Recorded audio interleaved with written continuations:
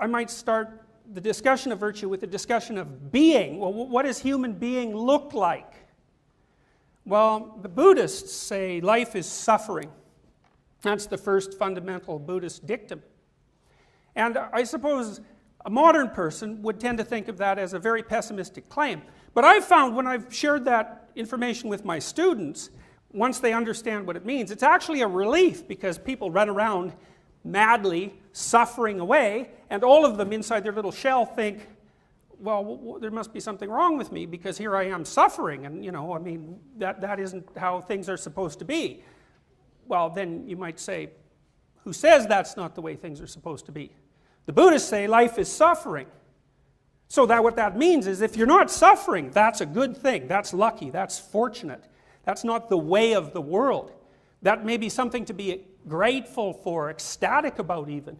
And of course in Christianity, the central symbol of Christianity is a crucifix, which is not a positive symbol in any way. It's a symbol of betrayal by friends, opposition from the state, and mortal vulnerability.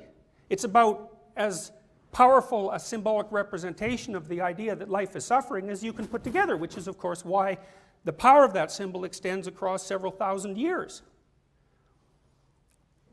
Judaism, well, I don't think it's going to come as a shock to anybody in the audience that Jews are acutely aware of the suffering that's involved in life.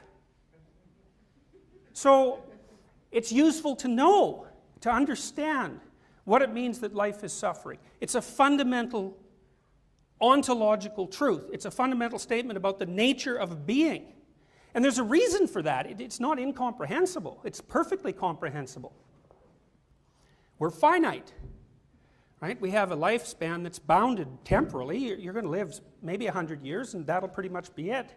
And then there's other forms of extreme limitation that are imposed on you that have very little to do with you. They're arbitrary facts of being. You're a certain height, you're a certain weight, you're a certain amount of attractive, you're a certain amount of intelligent, you're a certain amount of athletic, you're a certain amount of mentally ill, you're a certain amount of predisposition to cancer.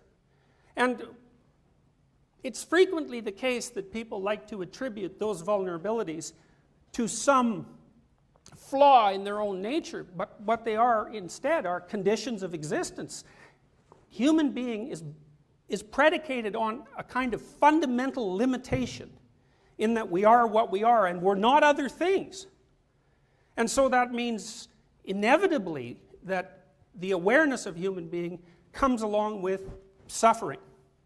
And life poses the question, how to conduct yourself in the face of suffering, not only yours, but everyone else's. And it's an inescapable question, except that maybe you're fortunate and you'll have periods of time where something absolutely horrible isn't happening to you. Now, you think about this, because you might think this is pessimistic, but it's not pessimistic. It's actually one of the most freeing things that you can realize. Maybe there's nothing particularly wrong with you at the moment, but there's a high probability that you have a family member that has something seriously wrong with them.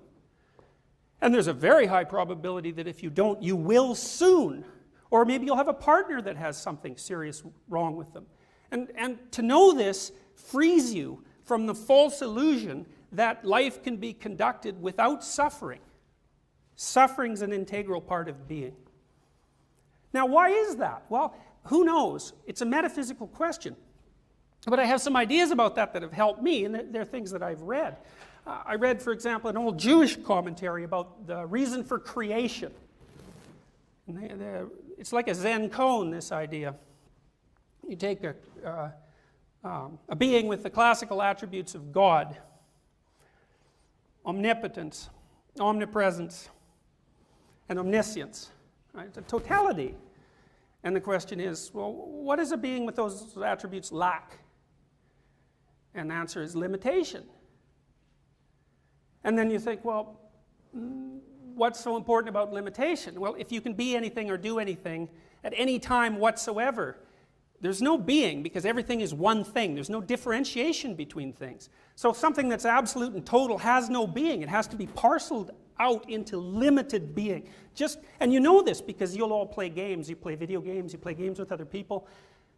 You may play games you don't even know you're playing. And when you play those games, you put limits on yourself. You play by a set of rules, and the reason you do that is when you limit yourself, arbitrarily in some ways, whole new worlds of possibility emerge. And so there's a powerful metaphysical idea that being is not possible without limitation. So that's an interesting question, that's an interesting idea. So you say, well, what's the price you pay for being?